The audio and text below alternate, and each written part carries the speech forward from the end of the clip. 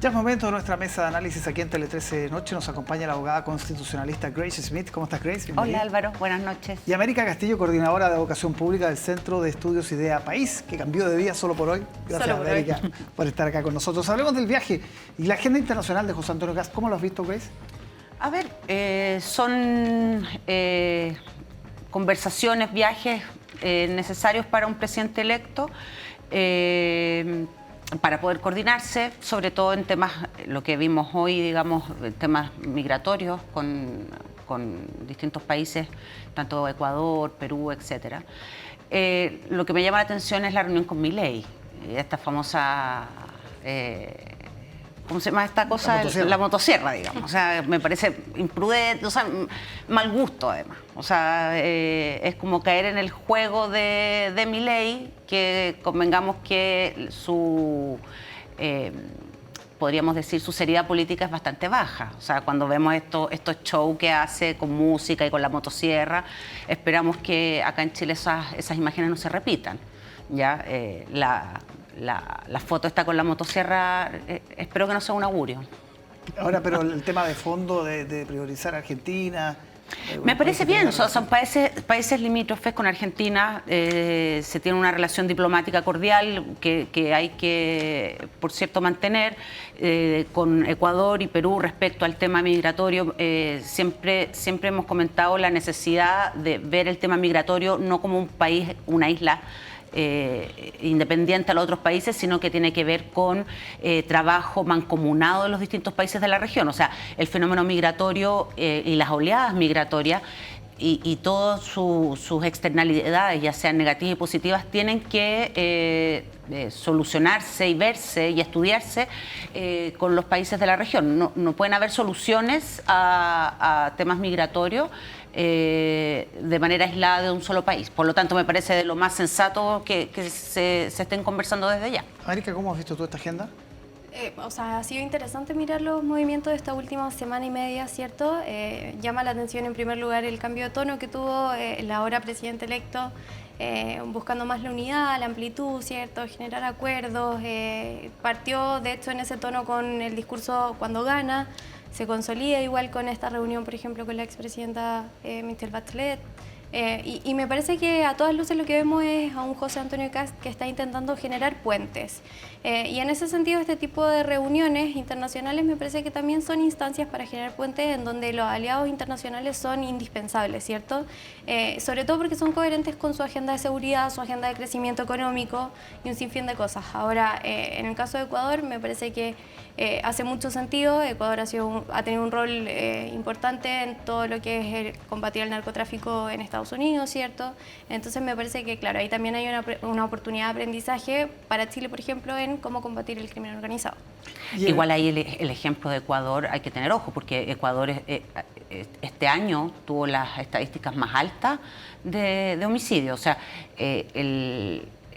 me parece que las medidas que ha tomado Ecuador, lamentablemente de ser un país seguro hace años atrás, ahora está dentro de los más inseguros.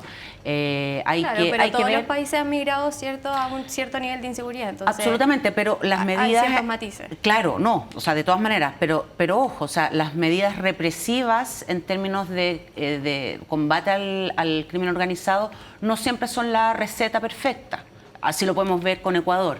Que la realidad interna del país es crítica y tienen medidas represivas bastante altas. Entonces, es más que solamente represión. Hay medidas que se deben tomar más profundas, digamos, y que no es solamente construir más cárceles.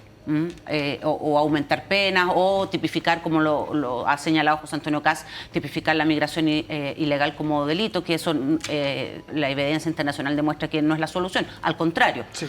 Ahora, todo esto, América, con el objetivo de establecer un corredor humanitario. Uno se pregunta qué viabilidad tiene una iniciativa como esa. Claro, yo creo que aquí hay que ser bastante cuidadoso porque es cierto que en Chile tenemos un problema con la migración. Tenemos que, en primer lugar, diferenciar migración y criminalidad, eso por supuesto.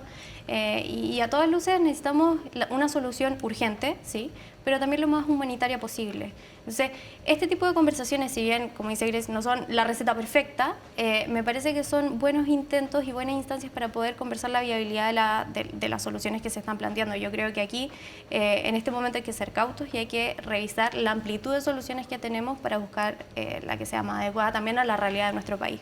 Grace, voy contigo para hablar de los amarres, los famosos amarres, ¿no? Estos contratos, este artículo, ¿no?, que viene dentro del proyecto de reajuste del sector público que ha molestado tanto, porque se ha dicho que incluso podrían dinamitar la relación. Así se ha advertido desde los republicanos. A ver, yo creo que hay que distinguir dos cosas. Uno tiene que ver con la necesaria modernización del Estado y el funcionamiento del Estado en cuanto a los funcionarios públicos que están a contrata, honorarios, de planta, que hay un sinfín de tipos y estilos de nombramiento, código del trabajo también dentro del Estado. Las nuevas instituciones tienen ese régimen en general.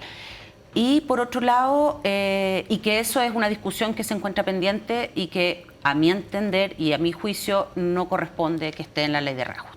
O sea, me parece que por parte del gobierno fue una imprudencia meter este tema en la ley de reajuste el último año. O sea, hubo 4 años para atrás para poder haber hecho una reorganización del estatuto, una revisión del estatuto administrativo y los demás cuerpos. Ojo, que yo creo que esto no es... A ver, hay que tener ojo de hablarlo de amarre porque esto también tiene que ver con las municipalidades y ahí el gobierno central no tiene nada que ver. Pero por cierto que se ve mal. O sea, ¿cómo justificas que esta discusión se esté dando en la última ley de presupuesto de un gobierno saliente?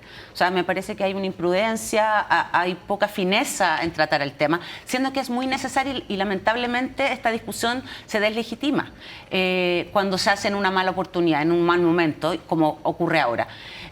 Sin lugar a dudas, hay que modernizar el Estado protegiendo los derechos de los trabajadores del sector público. Lamentablemente fue la oportunidad que me parece que fue realmente una tontera. América. Claro, o sea, definitivamente tenemos que ver cómo avanza en el Congreso esto, qué va a pasar, pero claro, cuando gana José Antonio Kast y veíamos todas estas tradiciones republicanas, el llamado del presidente al presidente electo, la visita de Janet Jara a José Antonio Kast y un reconocimiento incluso internacional a la democracia que tiene Chile, todas esas tradiciones yo creo que quedan un poco en el piso con esta última noticia, ¿cierto? Porque finalmente lo que vemos es una administración actual que lamentablemente igual actúa un poco como oposición incluso mientras sigue en el cargo. El problema de esto es que metemos a todos los funcionarios dentro de la misma bolsa. Y ahí coincido mucho en que en realidad, por supuesto que hay una mala lectura, porque finalmente cuando lo revisamos no hay una defensa a derechos que están siendo vulnerados porque precisamente la Contraloría de hecho ya ha respaldado a funcionarios de carrera de que precisamente puedan ser desvinculados sin una razón que sustente su desvinculación, ¿cierto?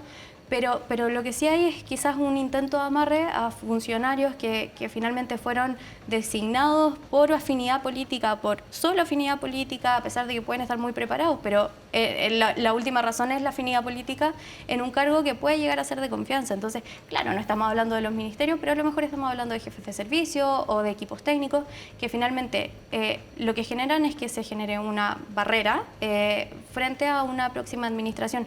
Y esto en un contexto político que es muy particular. ¿Por qué? Porque el presidente electo ha sido muy enfático en su interés en reducir, ¿cierto?, el tamaño del aparato gubernamental. Y solo para terminar, llama la atención que esta propuesta venga en este momento y venga de un sector que se ha abanderado de un discurso que es no más pitutos en este espacio. Y yo la verdad es que creo que esa es la lectura que se da. O sea, no hay más que eso. Lo lamentable es que da pie a una lectura que es errónea en todo caso, o sea, porque efectivamente para desvincular a un funcionario, un acto administrativo, que son los requisitos que se están dando en la propia ley de reajuste, digamos, o sea, el proyecto de ley, que tiene que ser un acto fundado, etcétera, etcétera, hacerlo en este minuto da pie para lecturas, obviamente, que levantan sospechas, obviamente. pudiendo Yo no haberlo hecho. dudaría que igual hay una cosa de intencionalidad en proponerlo a estas alturas. Es que claro, lo que pasa es Evidente. que efectivamente el gobierno tuvo 4 años para poder presentar y tramitar un proyecto de ley respecto a este tema. Entonces, es poca la defensa que se le puede hacer porque hay que ser y parecer. Bien, Grace, América, muchísimas gracias por acompañarnos aquí en Tele 13 Noche. Nos reencontramos el próximo año. El próximo año, el último año. Muy buenas noches.